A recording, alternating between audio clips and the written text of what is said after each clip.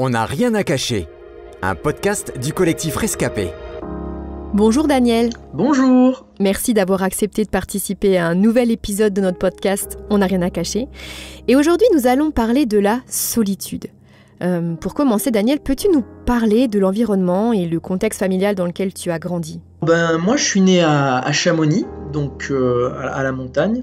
Et très vite, donc à l'âge de mes 4 ans, on a déménagé avec ma famille à Villard-de-Lans. Donc mes parents, donc j'ai eu la chance d'avoir des parents chrétiens donc, qui aimaient et servaient le Seigneur. Et j'ai également donc un frère et une sœur avec qui donc j'ai beaucoup d'écart puisque donc ma sœur a 8 ans et demi de plus que moi et mon frère 7 ans et demi. Ce qui était difficile en fait à Villars, c'est qu'on vivait loin de toutes les églises qu'on avait connues. Pour entendre parler de Dieu, c'était compliqué puisque le seul contact, on va dire, avec la parole que j'avais, c'était à travers donc les cultes de la porte ouverte chrétienne qui étaient sur Internet. Alors, ayant poussé à la montagne, si j'ose dire, loin des problèmes de nuisances sonores, de pollution ou de violences urbaines, dirais-tu que tu as été un peu comme protégé, voire carrément coupé du monde ? Et si oui, comment l'as-tu vécu ? Oui, c'est sûr qu'on peut dire que j'ai grandi dans une bulle de protection. Vis-à-vis donc de mes amis donc qui étaient à l'école, voilà, certains avaient des parents divorcés, certains rencontraient beaucoup de difficultés dans leur vie et donc moi j'étais au milieu de ces choses et donc j'avais un peu ma petite bulle donc ça aide pas forcément à grandir parce qu'on reste finalement dans un certain confort et confort que finalement on quitte. Moi ça m'est arrivé donc quand je suis parti pour mes études à Grenoble, c'est vrai que la vie a changé du tout au tout d'un coup et voilà, c'est une transition qui, mine de rien, a été compliquée. Alors la solitude, certains la cherchent justement à la montagne et l'apprécient.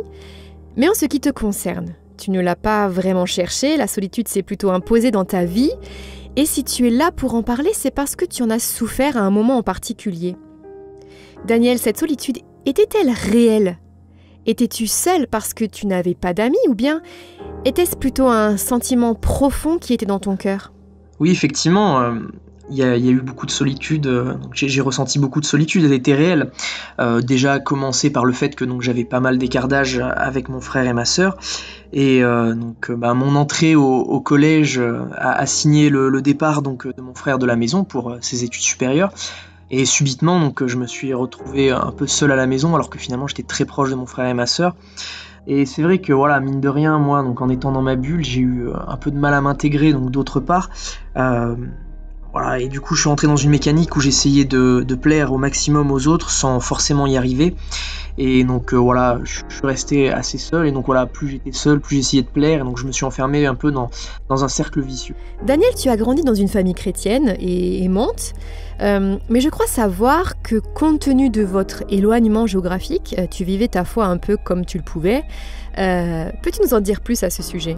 C'est vrai que comme je disais, moi j'ai vécu ma foi à distance, donc c'est vrai que ça a été très compliqué parce que j'ai toujours su au fond que la relation avec Dieu, c'était des choses qui étaient très importantes et j'ai toujours voulu essayer de progresser, mais il y avait quelque chose qui me manquait. C'était donc moi j'arrivais pas à m'approprier le salut, c'est-à-dire que j'avais pas forcément bonne estime de moi et je doutais et j'avais pas réussi à m'approprier le fait qu'en fait peu importe comment je suis, peu importe ce que j'ai fait, peu importe même mon estime de moi, Jésus me sauve juste parce que je crois qu'il l'a fait.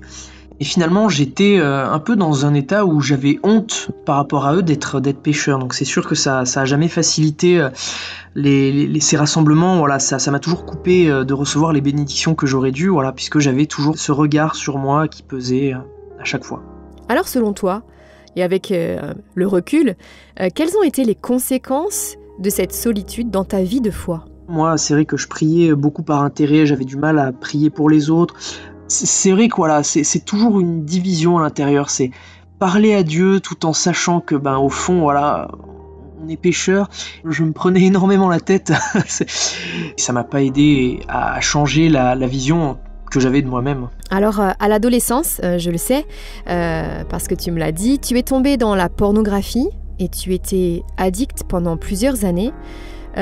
Justement, étant seul dans ce combat notamment, Peux-tu nous expliquer ce que tu vivais ? Bah forcément, voilà, je me sentais souillé, ça allait vraiment dans le sens de cette division que je vivais intérieurement, où j'essayais de vivre ma foi comme je pouvais, j'essayais quand même de parler à Dieu, mais voilà, au fond j'avais quelque chose qui me retenait, et c'était quelque chose que je devais garder pour moi, que j'assumais pas du tout de partager, et voilà, forcément on se sent sale, c'est vraiment un mal-être. Alors je sais qu'aujourd'hui tu es libre de la pornographie. Peux-tu nous dire comment tu en as été libéré ? Alors oui, bah effectivement, donc moi pendant un temps, donc j'ai vraiment complètement lâché la main du Seigneur, donc cette division était vraiment dure à vivre, et donc j'avais rencontré une fille en arrivant sur Valence pour donc finir mes études, et voilà, donc on a eu une relation qui s'est très mal passée, on va le dire, et derrière, donc à la fin, j'ai vraiment ressenti un vide. Je savais qu'il fallait que j'aille à l'église, donc et effectivement, voilà, ça n'a pas manqué. J'ai rencontré donc le groupe de jeunes, les frères de l'église, donc avec qui j'ai pu partager, et petit à petit, donc vraiment, j'ai senti que c'est bête à dire, mais que Dieu m'en voulait pas malgré tout ce que j'avais fait en fait, et au contraire qu'il avait juste envie de me pardonner. Et là, ça a été un déclic. Voilà, donc j'ai pris les armes du chrétien, hein, cette victoire donc sur la pornographie. Voilà, j'ai confessé par la parole que c'était fini, donc avec foi. Et voilà, en fait, c'était une expérience merveilleuse, en fait, de voir que Dieu, il me tournait pas le dos par rapport à ce que j'avais fait, que lui m'avait pardonné, et qu'il attendait juste qu'en fait, je revienne, voilà. Pour finir, quel message ou quel conseil aimerais-tu faire passer à celles et ceux qui t'écoutent, là, en ce moment, et qui se sentent seuls ? Qu'aimerais-tu dire à ceux qui luttent en ce moment avec la pornographie ? Eh bien, à ceux qui sont seuls, je dirais...